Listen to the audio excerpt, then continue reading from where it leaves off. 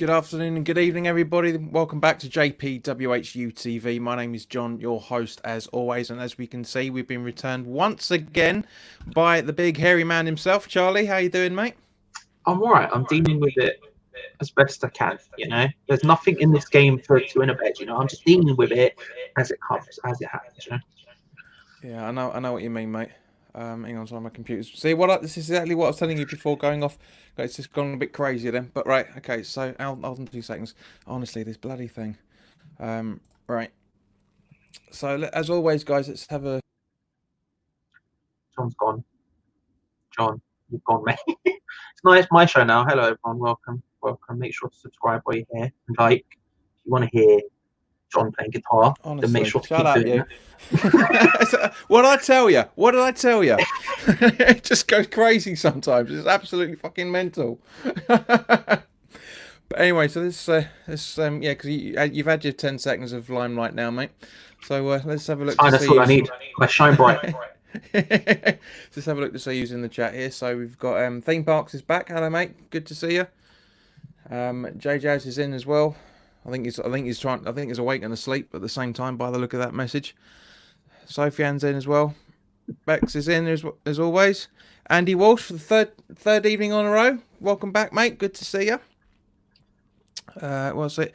Mark Kerslake. Good evening, JP and Charlie from a very hot and sunny Cyprus. Shut up, Mark. It's bloody cold over here. We're not seeing the heat wave at all. Charlie, my brother from another mother. That's cool. I like that. That really is cool. So here we go. So and Nick is in as well. So yeah. So guys, I just want to say thank you very much to everybody that's watched the Sunday episode where me and Marshy not only talks about my birthday, but obviously the anniversaries of the 1980 FA Cup final and the last game at the Bowling. It's the highest viewed episode since I've been doing this. So it's not huge, but it's the biggest out of the lot. So thank you very much, guys. It really does. I really do appreciate that.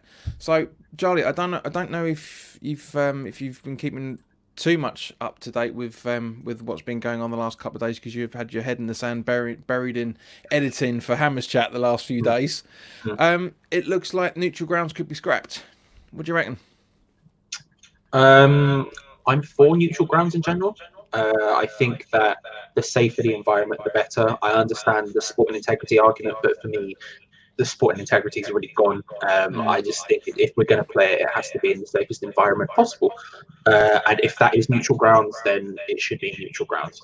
If the safest environment possible is everyone's normal home grounds and it's home and away and all that, then fair enough, then so be it. In my head, with no knowledge whatsoever, let's be honest, I think neutral grounds would be the safest route, and so therefore that would be what I would do personally. Yeah, I know what you mean, mate, but I just massively disagree with you because like you said, the integrity of the sport's gone anyway for what's been happening over the last couple of months. But it would be nice to try and get games at home grounds where they should be at home grounds. Because at the end of the day, we need to try and keep as much similarity as possible. Whereas playing, for us playing up at what was it? It was one of the teams in one of the grounds up in Birmingham. If we can be playing Man City, for example, in Birmingham, it's just and obviously hopefully that's going to be broadcast as well for that matter. Then it's just not going to feel right. Whereas if we're playing them at Old Trafford as we should have done at the weekend, or we're playing them at home, then it makes it feel a bit more real, though, doesn't it? Surely. Yeah, I totally understand it. Don't get me wrong. My priority is literally just. My priority to the extent is health that I don't even think they should be playing games. No, agreed. I fully understand the arguments. For me, if you're looking at neutral venues, I wouldn't even put it in a stadium. I think at that point it's just pointless. Put it wherever it is, be it training grounds, be it wherever. I don't really care. If there's not going to be a crowd there anyway, so from my experience, it's not going to be any different. But it is what it is. I understand. I understand the sporting integrity argument. I do think playing home or away, even if there is no crowd, will affect it to an extent. Just the familiarity with the surroundings and everything else does genuinely affect you. Yeah, I know what you mean, mate. Patreon squad player Wally World's in the house. Hello, mate. Good to see you again. King, the only royalty I recognise. Big Wally. I love that comment you put on that when we did the live stream a couple of weeks ago. That was cool. I love that. Even the little crown was up on the little emoji as well. It's important, bro. You got to crown the prince. Bro. Yeah. The king is here for a reason. Huh?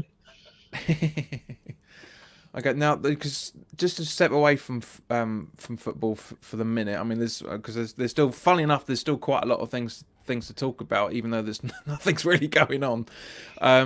It was absolutely heartbreaking to read earlier today that a woman who works at Victoria Station was spat at by somebody who's got the COVID-19 virus back in March, and she's now passed away as a result of it. Yet nothing within the article is saying that they're investigating that bloke any further. I mean, it's just this is what I mean about when people are saying, just to take a little bit of a dark turn for quickly. This is what I mean about when people are saying that everyone thinks that when this pandemic's over, the world's going to get back to something better, and it isn't, because there's not enough people out there nowadays that know how to treat people with respect. It's dickheads are everywhere. Dickheads are everywhere and constant. When all this first started, you were hearing a lot of stories about like people coughing at the police or whatever. Dickheads be dickheads, and they're everywhere. Yeah.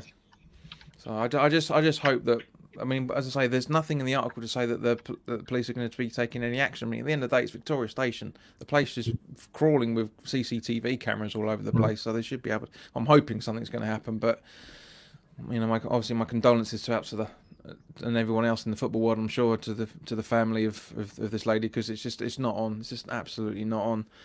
But, okay, so getting back to something a little bit more cheerful. Premier League clubs could be refunding TV broadcasters to the tune of £340 million. That's a bit of a dent, isn't it, mate? What's the context? Because I've actually missed this story. Because, like you say, I've had my head down. So yeah, I mean, well, basically what it is the fact that because the TV rights deals aren't being adhered to as per the contracts, they're not being played at the times and the dates that they were saying. Yeah. I mean, it could happen, it may not happen. It's because there was an article on the BBC Sport earlier today that was talking about it, which so basically was saying because of the fact that the schedule hasn't been kept to, clubs could combined give X amount of money back, because at the end of the day, it's money that they haven't earned, for lack of a better way of putting it. So but 340 million pound down as a league in the season, on top of everything else.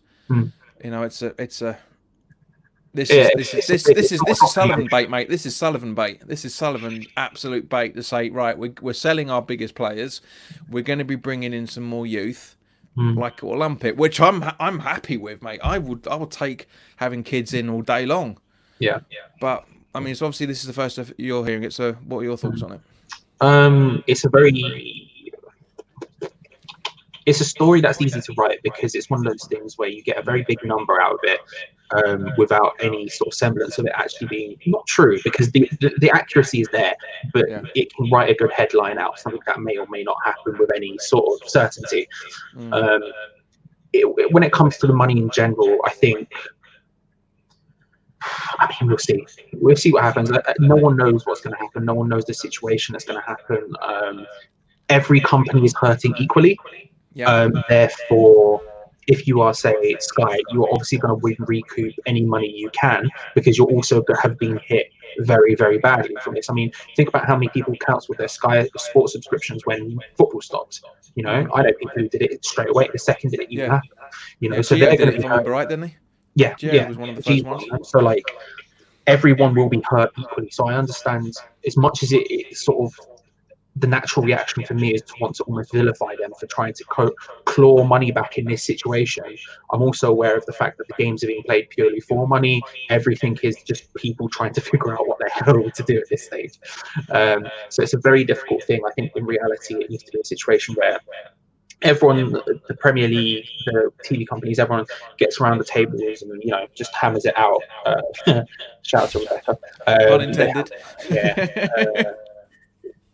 And just figure out what the hell's going to happen, because there's going to be loads of these stories until football is actually being played again. I think we're going to keep seeing this story pop up every other day or so, Of course. as the situation continuously changes.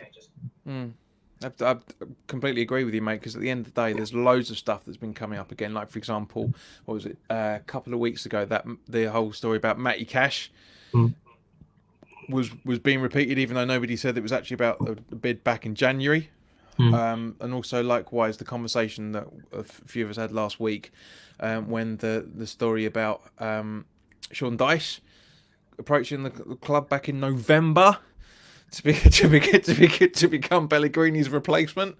You know, this is I mean, this is from one of the reasons. This is why I'm not looking at all the rumours and stuff. I mean, I don't tittle tattle with rumours anyways, as everybody knows from watching these videos. But I like to talk about stuff that's actually a little bit more relevant. But as always, Fo Sheezy's in the chat again. Hello, mate. Good to see you again. But yeah, it's just. Wally says Charlie sounds like a young Darth Vader. Mate, I don't think you don't sound that bad. I'm not from my side. Maybe he's got connection I think what it is people can hear me from your computer. I believe that's what it sounds like to me anyway. Yeah. For example, can you do me a favor? Mute yourself now, just for a split second, and I promise I won't try and mute the show. I promise. No promise. But yeah. Yeah, see, I can't hear it now, so I reckon that's what's happening. That was my bet anyway. That's my bet. Okay, that's weird. Yeah, because probably what's happening is because I turned the microphone off, the audio processing stuff off when I played the guitar. So I thought we switched it back on, but that's the reason. Because otherwise, if I like when I was playing the guitar last previously when we got to the 1530 number. The audio was just terrible. It just shrank it down. It really compressed it, and it was awful. But yeah, that makes a bit more sense. Now, Andy's made a good point. Can't the league come up with a compromise like some more live games, even at 3 p.m. on the Saturday in the next season? I'll take that all day long, mate. What do you reckon, Charlie? Yeah, I'd be happy with that. I think there's always a fear.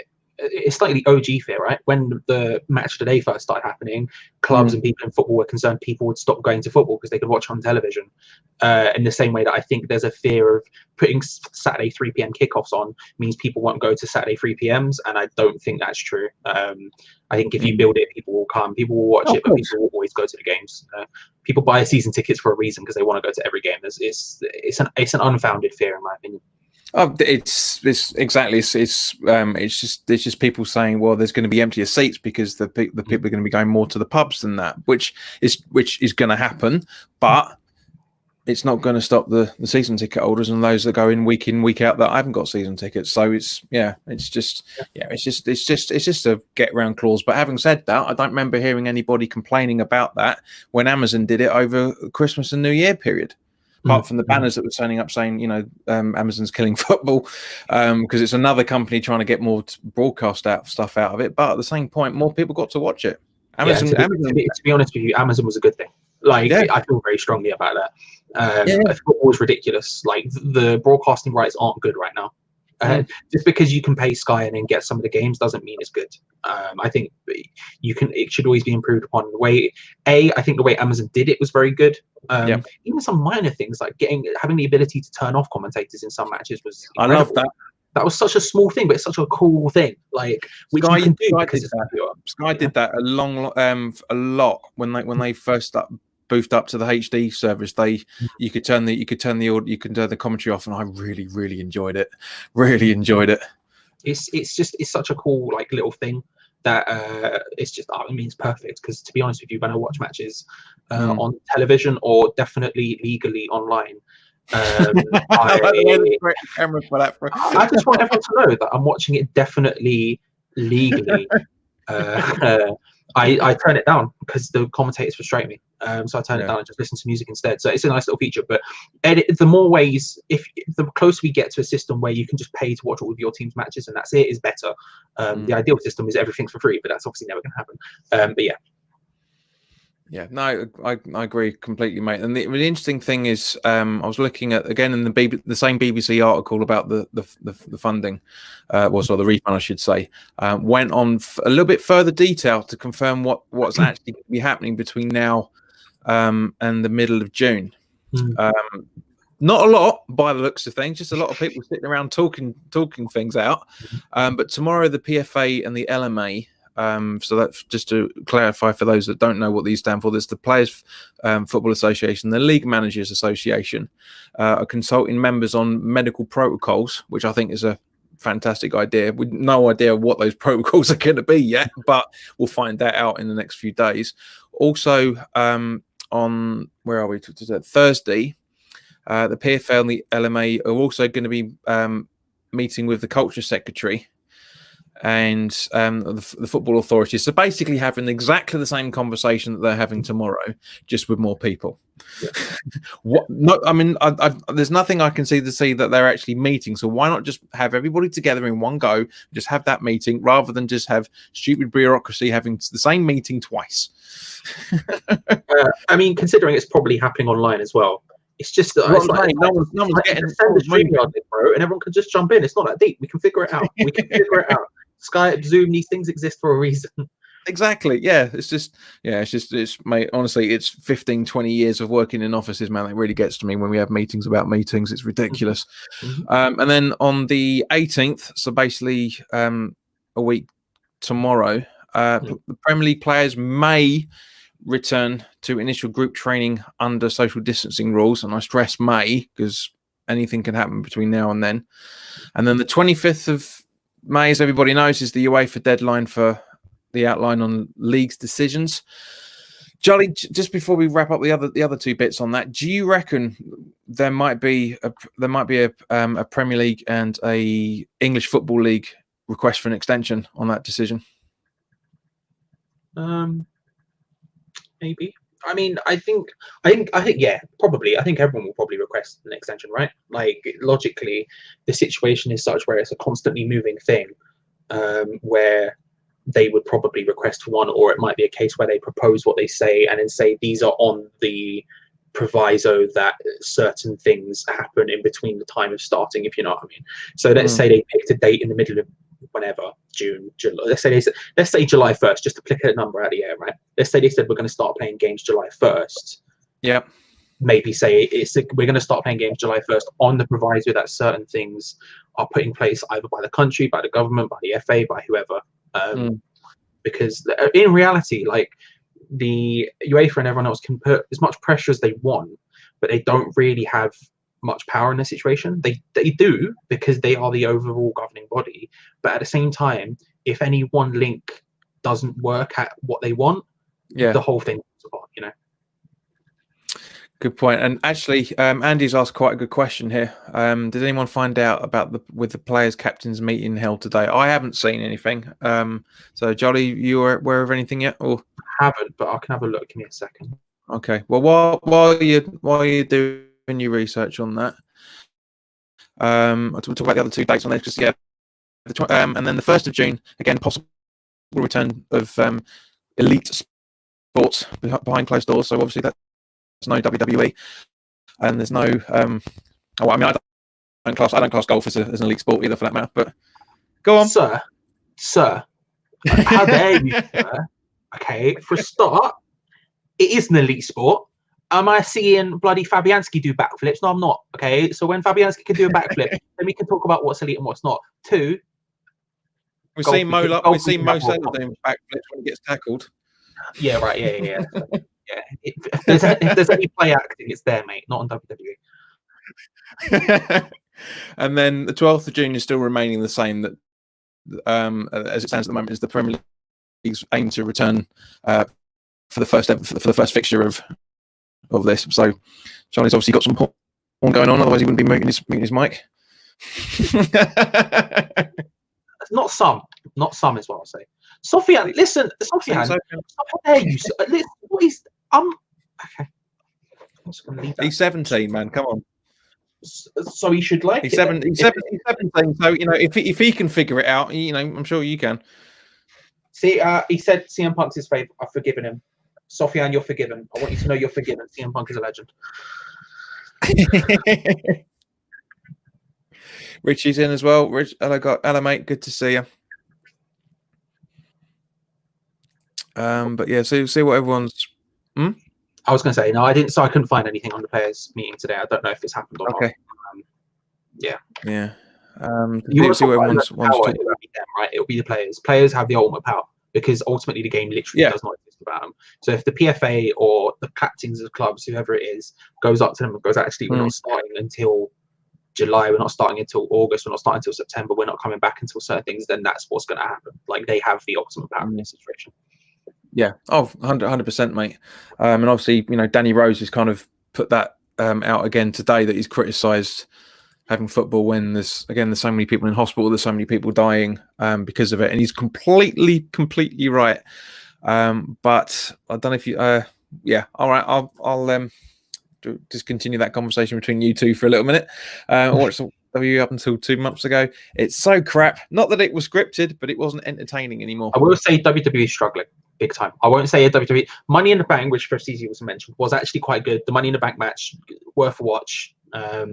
Because John, instead, obviously, as you know, the Money in the Bank concept is a very vital one. It's where there is a briefcase on top of a ladder, and 7 people fight to get the briefcase off the ladder first, and whoever has it holds the Money in the Bank, which allows them a title contract, which means they can go against the champion at any stage they want. That was obviously on Sunday. That was very good. But yeah, in general, they are struggling. I will give Sofian that. It's not with WWE. WWE is struggling. Other people aren't so much. AEW is still pretty good, but yeah, it's not a good time, John. We're seeing the effects of having no fans because fans that's what I was going to say, mate. That's what I was going to ask you. Is it because they're literally walking out to nobody apart from the TV crew? Yeah, and it's designed for fans, so it's a bit awkward. It's even more so than football. I think football, you can sort of see the mechanics of football without it because it is a sport, whereas something that is completely and utterly designed for crowds, and they walk out and there's no crowd. It's just a bit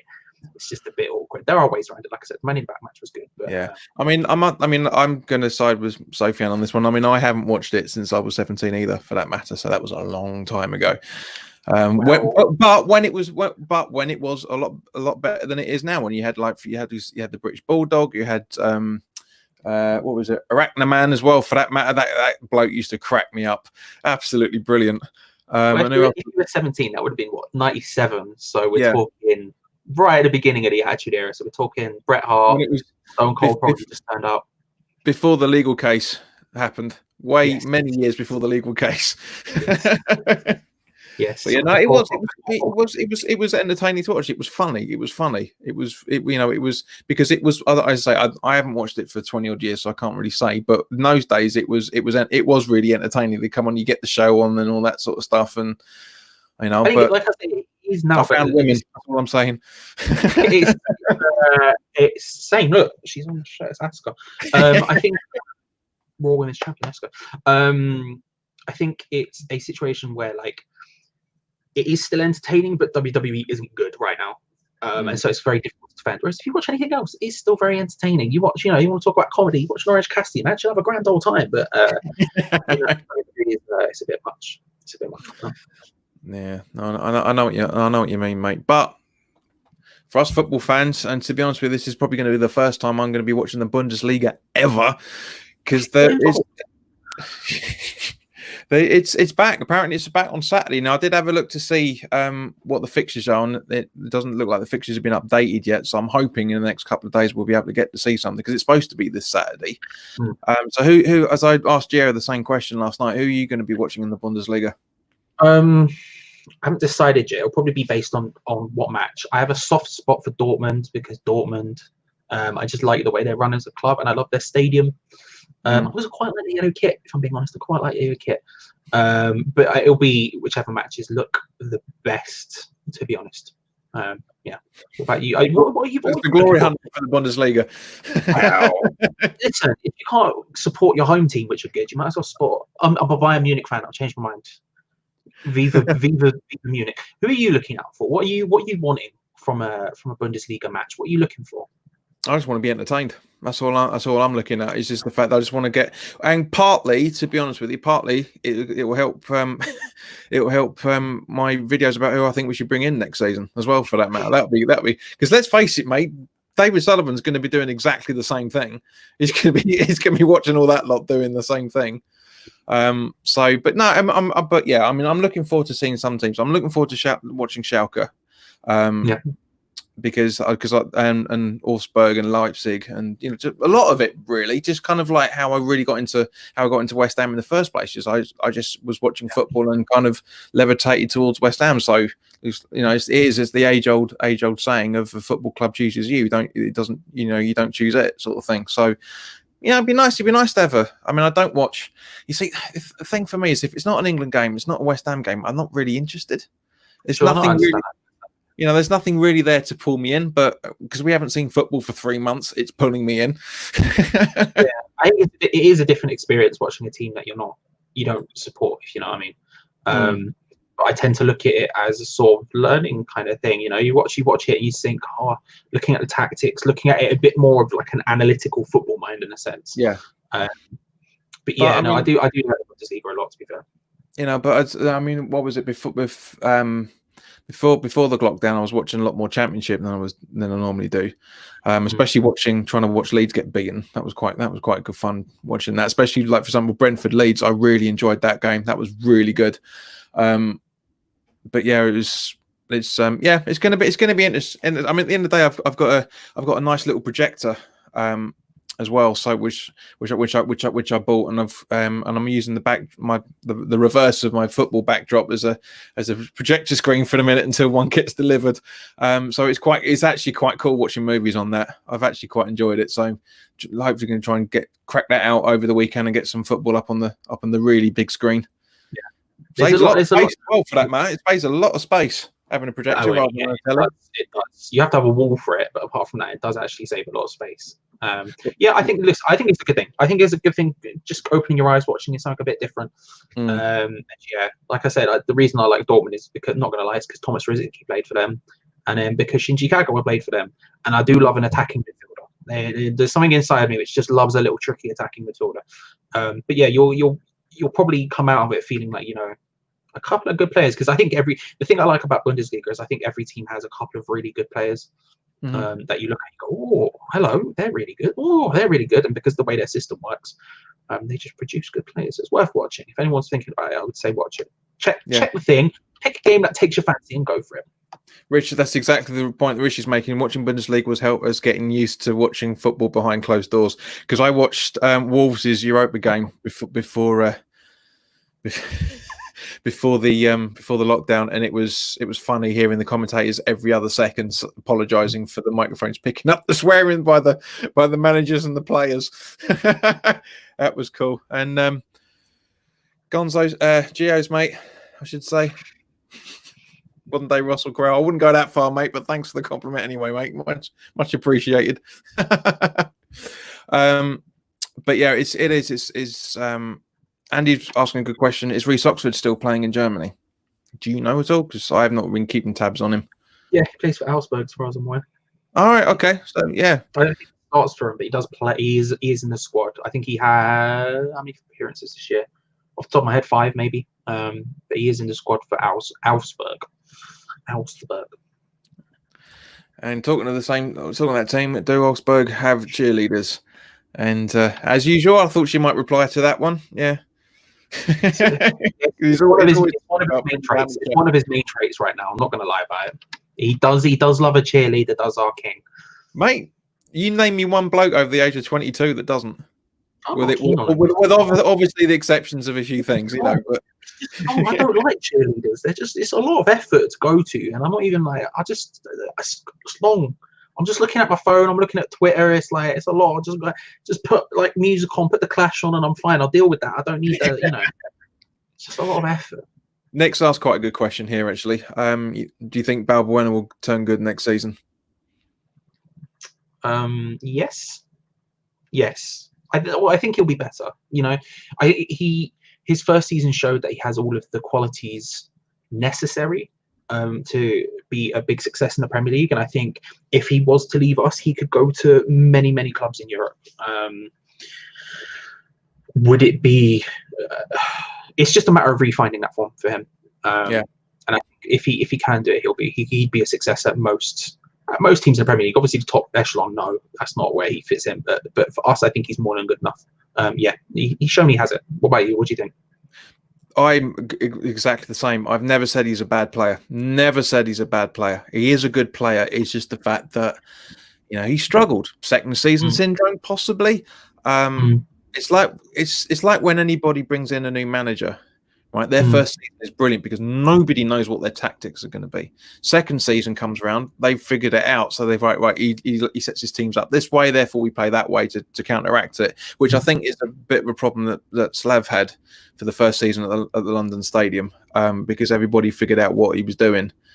Yes, Yeah, all right. Yes, all right. That last season was a mental season all over the place. You know, like for example, Leicester winning the league, and we finished eighth. You know, a point away from seventh, or 2 points away from seventh because we screwed it up at Stoke.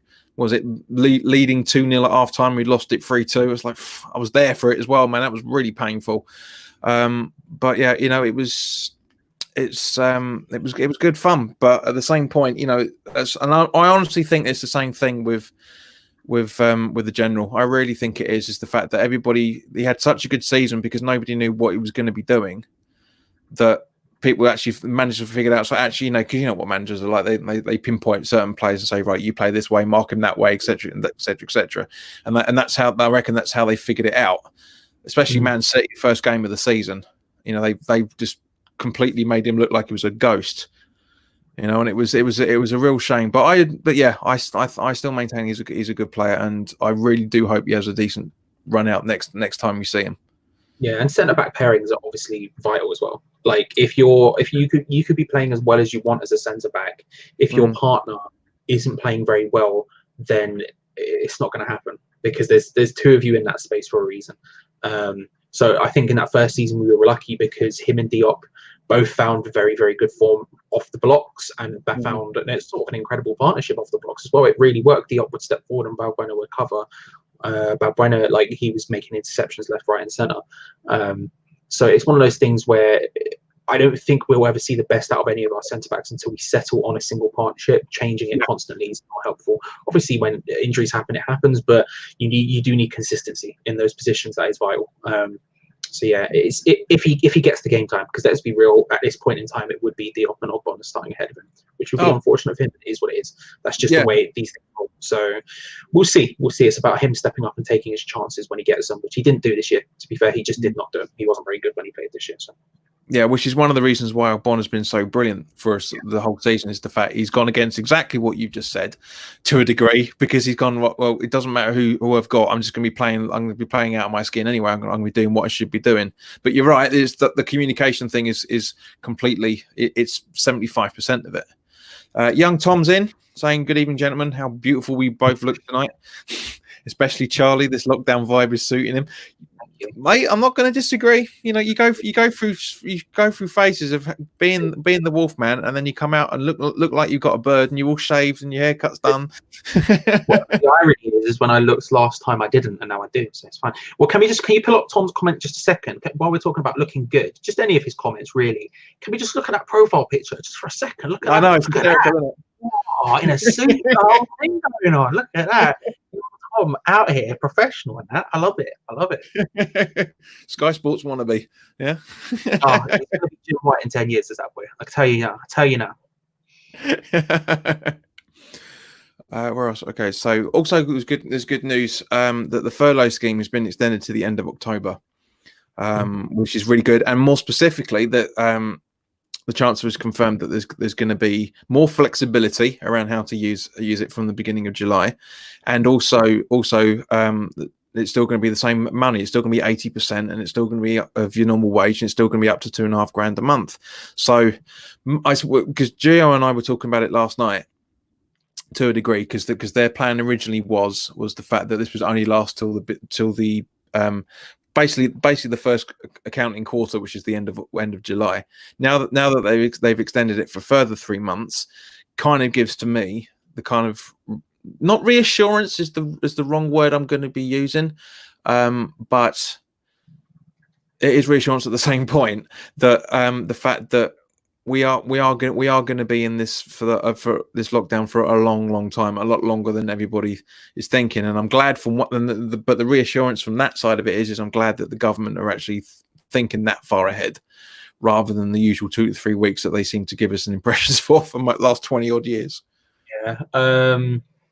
Yeah, it's important because ultimately, even if it's not a situation where everything is back to normal by October, there will probably still be people who can't get to work for certain reasons, and so having a system in place to help those people is vitally important, because the situation's a bit crap, isn't it? So anything which can help people who are in the worst, most vulnerable positions is the best thing possible.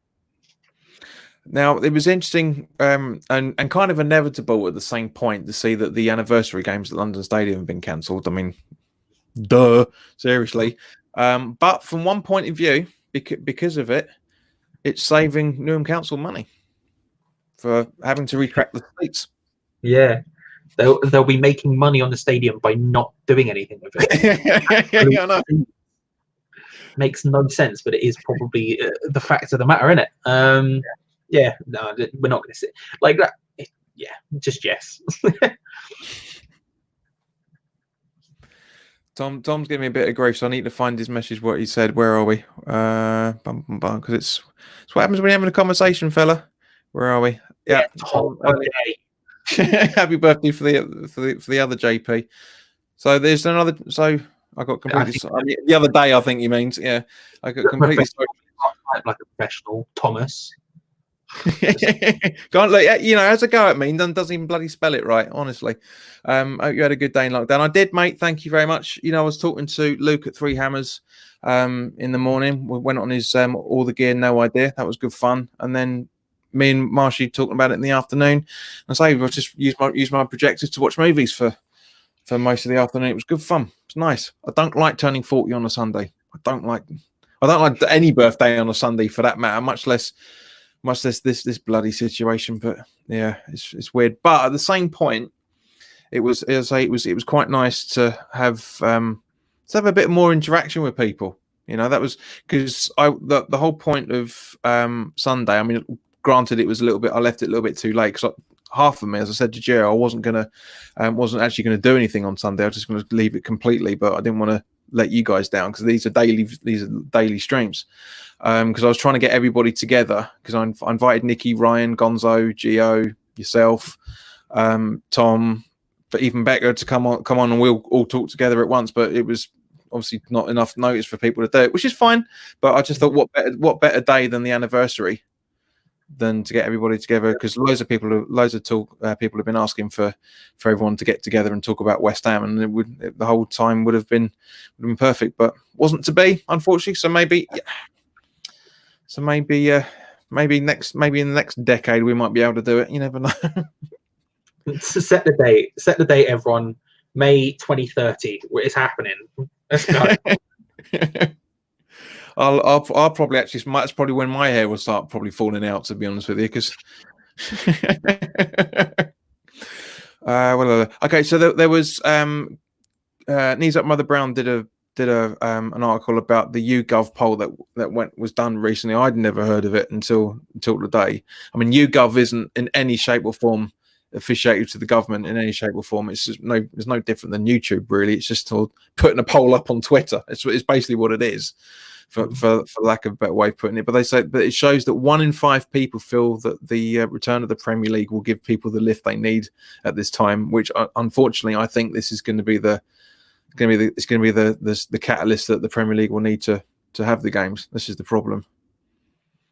Yeah, I mean, it's an excuse to use them. Yeah, it's an excuse. But it's like you say. It's like any poll, any petition, any poll, anything like that. It's the way these things work. Is you put it out into the world and you say, is it true? And the people who follow you, who probably have like-minded views, tend to do these things. They're always skewed. You can't really get a full and accurate thing. But it wouldn't surprise me if when this thing does inevitably, something's going to go to court at some point. There will be a court case about one aspect or another. Of course, yeah. Surprise me if it was brought up as proof of it should be a thing that happens. I mean, because there's articles around today about what would happen if the championship season is going to be cancelled as well, for that matter. Which I do you know what, I did not read. I did not read because I just knew straight away all they would do is they would just change a few words here and there. Like, for example, saying that, in replacing Liverpool with Leeds, or replacing Liverpool with West Brom, that they won't be crowned champions and all this sort of stuff. Do you know, it was just, it does my head in. And I'm glad Tom proofread this message, because this could have gone really, really badly. Because if you hadn't included the "with," that's a whole new conversation that me and Tom need to have, man. I tell you. I can tell you from experience, Tom is a soft boy and an enjoyable person to be. I would say in what's the word, non-personal, non-social distancing terms. Get involved, get right in there. No, he's a good lad, Athers. Good fun, and also, for that matter, whenever the season finishes, if it is indeed played, it does appear that the transfer window is going to open the next day. From a few little stories I've been reading here and there, a few little different places. What do you reckon on that, mate? Do you think that would be a good idea to have the transfer window open straight away, given the circumstances? I guess, yeah. I mean, I think transfer windows in general should just be unified across the board. I find it very weird that you can, for example, let's say when Jose Fonte left after the transfer window here was shut. Now, we shouldn't have sold him, because it was a bit of a mad thing to do, to be like, oh, there you go, have a player when we can't replace him. But in general, I just don't understand, if I'm being honest, why any transfer window isn't unified across the entire board. I get the power is down to individual leagues, but it's just common sense, surely. No, agreed. But that's the thing. Common sense and business terms and football, they never, none of the three go to hand. And I'm glad Tom's raised this, actually, because I was going to talk about this for a very short period of time. Reading something about Declan Rice on Real Madrid to ESPN today. Surely not. Well, mate, he's been linked to every single bloody club, which is the reason why I'm not spoken about it. I mean, Charlie, what are your thoughts on securing Dex's future? It needs to be secured in the sense of that we need to make sure, if he is to leave, that we get what he is worth, if not more, because of how vitally important. You see this whenever a young hot prospect rolls up and actually is performing at the top level, because you see plenty of hot prospects who perform at a very low level but don't ever do it, right? They don't ever make it, say at senior level or at a top 5 league, or whatever you want to put it. These things do pop up, but when a young player like Declan comes along who is performing very well at a top level, you see them get linked to absolutely everyone. And it wouldn't surprise me that it's just, I wouldn't say it's an easy link, but because I don't think it's true to say Real Madrid, but it's one of those things that happens every single time. But his future needs to be confirmed in the sense of, I've seen that. It needs to be confirmed in the sense of that. Listen, stick around. He's going to get mentioned more soon. When he broke through, I'm sure Real Madrid were after him. They were looking at him and thinking, I'm not about this Ruud van Nistelrooy. I'm not about this Javier Mascherano. Let's get him in. But yeah, it's not true. It won't be true, but it does need to be secured in that sense. Yeah, definitely. Armo, we did talk about it earlier in the stream. I mean, even I'm going to be watching the Bundesliga, and I never watch foreign football. So that's how bad it's going to be, just to give you a recap. Richie's made a good point. So if they restart the Premier League, they have to restart the other leagues to make it fair. Yeah, this is the thing. For example, if the Premier League and the Championship and everything else finishes by the end at the same after, I should say, after the Bundesliga finishes, then surely their transfer windows should close earlier than ours. The whole thing's just a madness. that's why UEFA are trying to impose a deadline, isn't it? So yeah, everything can be sorted and moving forward in a way which they know they can start the next season, because again, everything has to start sort of around similar times. You've got group competitions like the Europa League and Champions League where these things happen. So it's just all a madness. I don't want to be the person sitting there on an Excel document trying to figure out the schedule here, because it's not a fun thing to even talk about, let alone be the person in charge of it.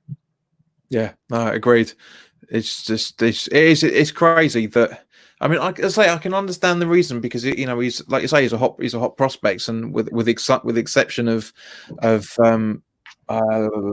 recent terms, the exception of Jamie Vardy and to a lesser extent Michael Antonio, because your favourite player. It's just because both of them were what was it? Was he Mikey was a shelf stacker before he got into playing for West Ham? He was like League Two or something, wasn't he? Who, Mikel? Yeah. I remember. I can tell you Jordan Hugo worked in a bar 5 years ago. I can tell you that much. Well, that'd be 7 years ago now, actually. I can tell you that much. Antonio's life is Antonio's life. Rishi again's made a very good point. If it is true about Rice, I'd rather Dex went to Madrid than another Premier League team. That would be painful. I must admit, in playing for a Premier League team, that would be painful. I'd also rather he just be, at Real Madrid just because it's a big thing. Like I said, I don't think it's true, but if he was to go, imagine the scenes. Seeing Declan Rice at Real Madrid, that'd be excellent. What a time to be alive. There we go. Now we're talking. I'm telling you, their strikers aren't that great right now. I'm telling you, they're aging. Or their Mariano is. I think Mariano is all right for a team, but I don't know if he's Real Madrid level. Whereas Hugo, I'm telling you. You're right, mate. Yeah, apologies on it because I know he was non-league before he came into football. So yeah, he must have been non-league before he went from. Yeah, we got him from Forest, and then before that he was at. I can't remember. Someone did tell me at the time.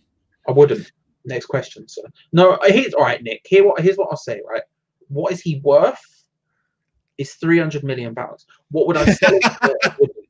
I wouldn't. Is the answer. I prefer Giro's one myself, but Quavers are good crisps. They are worth 299,995.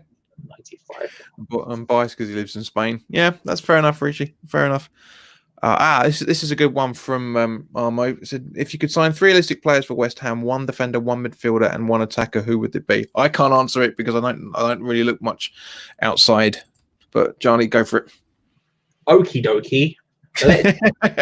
On the fly. Okay, so realistic. I would say. Okay, forward. Do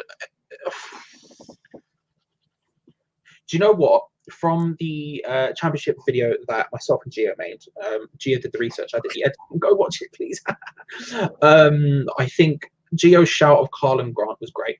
The Huddersfield forward, I think that's a very, very good shout because he's relatively cheap and I think he would be a success at the top level. I don't know if I'd play him up front or if I'd play him out wide. That's a separate issue for a separate time, but I'm going to say him. Yes.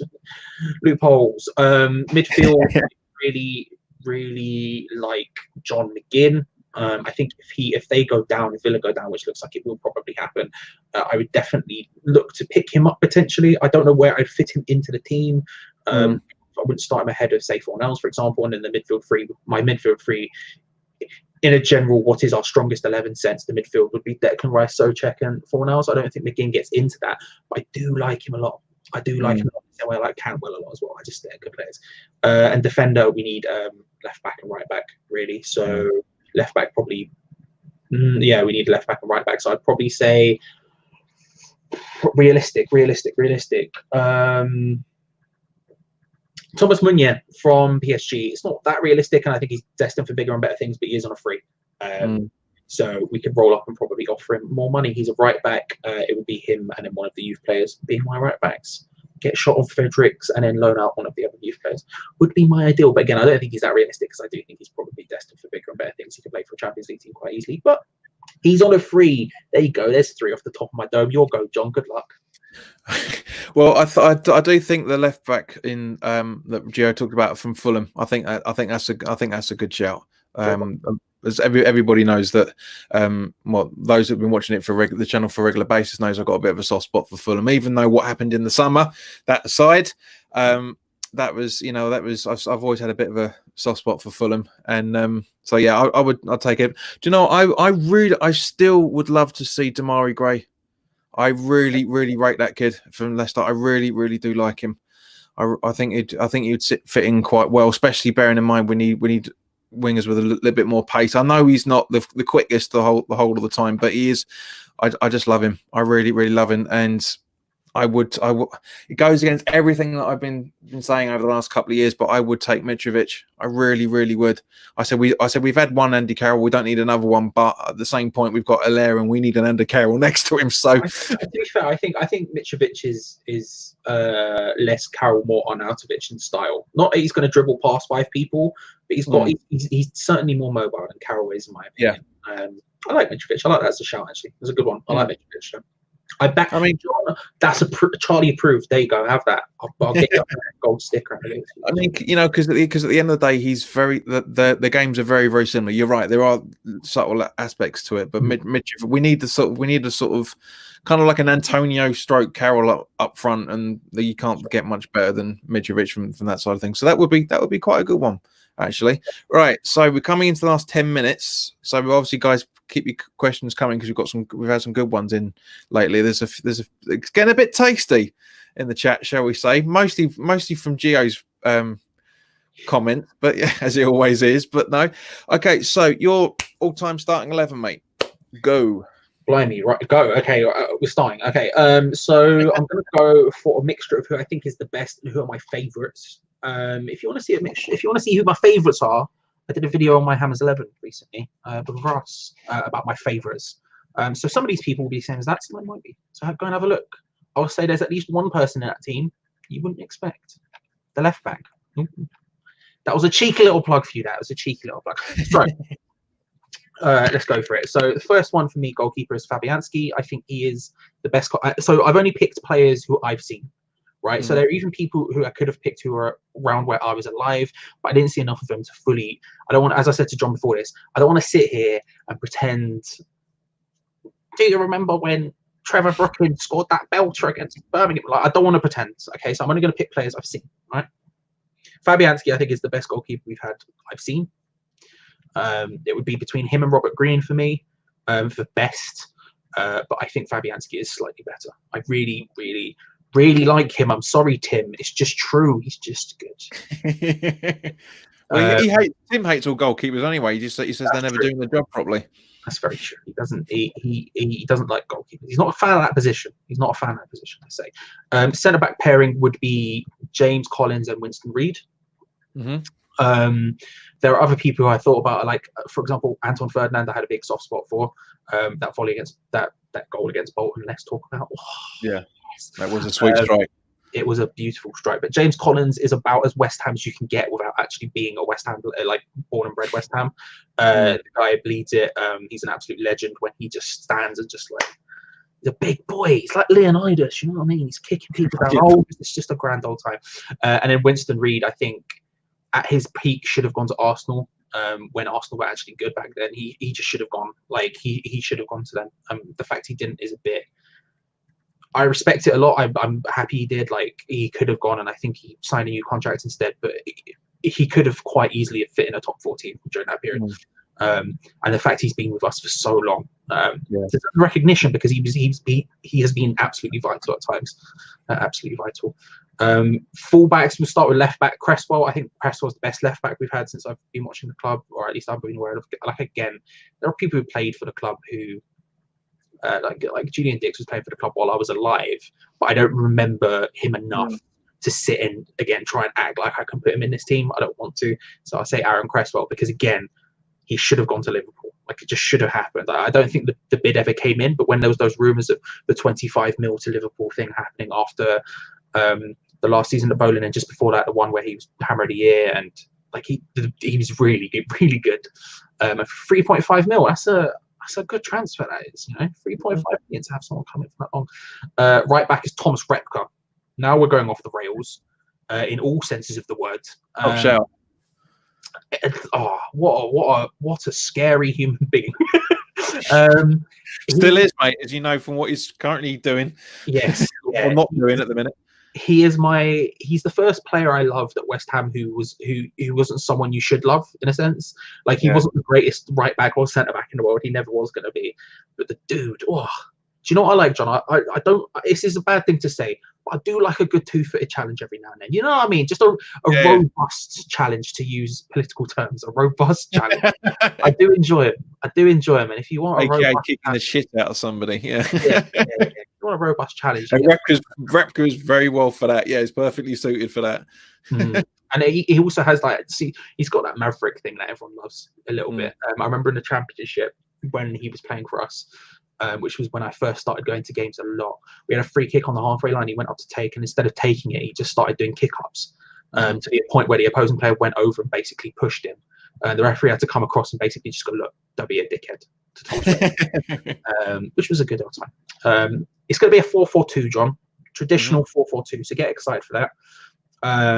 Midfield, yeah, there we go. Thank you. That was actually. Can we just turn that up just ever so slightly? Just a little bit more excitement from you, John. That'd be nice. Okay. I don't know. I'm not sure what it was, but we'll take it. We'll take it. Midfield 4 is Joe Cole, Diamanti, Mark Noble, and Scott Parker.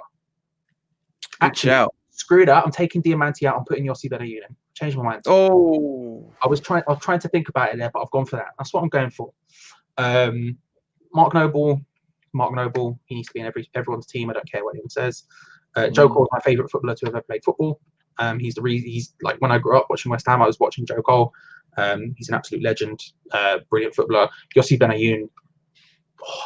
I said it earlier. Thomas Rosicky and people like that. I just love a little. That's how I used to play football. That's what that was. Thank you. I appreciate it. That was the noise I made, apparently. And then Scott Parker's the best, one of the best players I've seen at West Ham. He got relegated and was still PFA Player of the Year because he was just that good. If Scott Parker couldn't save us that year, no one could. You know, he was the most. He was the most captain without being a captain I've ever seen. He led by example. He was everything. He played everywhere. He had a banging shot on him, but he also could defend like the wind. He was brilliant, absolutely brilliant. Deserved his move to a bigger club because the dude was unreal. Up front two, Carlton Cole. These are favourites now. These are favourites. I've gone for here. Carlton Cole. He played for us for 9 years. The dude deserves more respect. Me and Gio did a Hammers Chat Insights video about Arnautovic because Arnautovic was the 4th player in Premier League history for West Ham to score 10 goals 2 seasons in a row. Here we go. Here's a game, John. Can you name the other 3? Arnautovic was 1. Yeah. There were 4 players to score 10 goals or more in 2 consecutive seasons in the Premier League. Can you name them, John? Come on. Here we go. The clue is in the question because there's a reason I brought it up when talking about Carlton Cole. Yeah. One of them was Arnautovic. Who are the other 3? The other 3 are gold now. Now you're asking. I'll give you Carlton Cole as well because I just basically said it was Carlton Cole. Who are the other 2? I was going to say no. It's not Sacco because I know Sacco did one season where he went at least a goal for game for a long. What it was about 8 or 9 games straight. Yeah, that season. So again, I think he got in a row that season. I don't even think he got 10 in the entire season, but he did. True. He did very well. And if it was only for 1 year. Dino must be the other, surely. Dean Ashton is not one of them. Really? I thought he did. Oh no, he wasn't with us long enough, was he? I suppose. No, he didn't get over 10. You are right, but he didn't get it 2 seasons in a row. I'm going to kick myself because I'm terrible with stats. I don't really pay that much attention to this. Gio's the man for this. He'd probably come out with a long list of them. I mean, obviously, I'm guessing probably Paolo as well. Paolo for that man. was not one of them. Oh no, you'll have to tell me, man. Put me out. As well. No one got it in the chat. Wally with Defoe. It wasn't Defoe. Lots of DeCanio shouts. Tom. It wasn't Teddy Sheringham. It wasn't Hartson. It wasn't Harewood. It wasn't Kitson. I'm loving these guesses. It was Freddie Canute and Tony Cotti. So, yeah. No, because I thought you were only going about the Premier League time, not beforehand. So Premier League as well. Eh? Mad, isn't it? He did it in the Premier League because from 92 he would have done it. Yeah, just after. We put it in the insights video. But anyway, the point I'm making is Carlton Cole is on that list.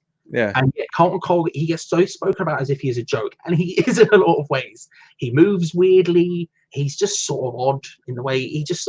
But when he's at his peak, he was very, very good. Again, he should have left when he had the chance. Under Zola, that year when he was like banging them in, he should have done it. But not only did Carlton Cole do it 2 seasons in a row, he did it 3 seasons in a row, and then we got relegated, and then he took a pay cut to stay with the club, and then got 15 that year as well. Like, he should be considered high. He should be more highly regarded than he is, in my opinion. I love the guy, and I never won't, because he's. It's those that like technical football over flashy football that admire Cole for what he's doing. Yeah, because you know, like for example, there's I know it's been a running joke for a good few years now, but you look at a lot of, not all, but a lot of the FIFA generations, they prefer players that are smashing them in for 20, 30 yards out. Right, whereas with me, I like for example what Lampard used to do, Nolan used to do, just get in the right place at the right time and bam, the goal. And that's to me is a much more impressive goal than doing. Not that I'm taking anything away from Payet before anyone says it about the goal, that individual goal he scored against Middlesbrough. I mean, that was spectacular. I couldn't believe what I was seeing. I was literally saying to mates around, hang on a second, this guy plays. Hang on, this is a West Ham player doing this. Yeah, this is a West Ham player doing this. You know, but it is. It's even though Carlton wasn't one of those, he still did have it in his locker as well. Look at that goal. Was it Spurs he scored it against? The one where he's got his back to goal and it bounces, he turns up, spins with his left foot, and just he pile drives it in. I mean, dude had it. Like, I just love him. And then his partner, John. I mean, you can guess who it is. I'll let you guess, John. Who's his partner up front? Who is his strike partner? I'm telling you now. There's only one man for the job, really. Honest. All right. Okay. Yeah. You put Jermaine Defoe on next. Cycling through the J's, my friend. You'll get there eventually. Mate, come on. Of course, it's the it's Joe Hugill. I can't not give it to him. You know, there'll be people out there who are thinking if I said anyone else, it would be a lie. It's just John Hugill. He's a legend. He's a leader. He's a lovely man. John Hughes. There you go. That's my 11. No, it's good, man. It's an interesting one, man. Definitely. But yeah, guys, thanks very much. We've had the hour now, so thank you very much to everybody who's been in the chat, and more specifically, people keeping Gio under wraps, which isn't an easy thing to do by the looks of things. But guys, thank you very, very much. Wally, as always, mate, thank you very much for being a Patreon for this as a squad player. Rick, if you're watching, thanks very much for being a starting 11 squad player as well for that. Starting 11 player as well, the highest tier out of the 3 Patreons that we did. So guys, so look after yourselves. Enjoy the rest of your evening, and both me and Charlie again at some point. We'll tear it up for another time, mate, and have probably have a longer conversation, because hopefully the next time we see each other, we've got a little bit more to talk about. Yeah, anytime. Anytime. But guys, thanks very much for your time. Enjoy the rest of your evening, and I will see you tomorrow evening.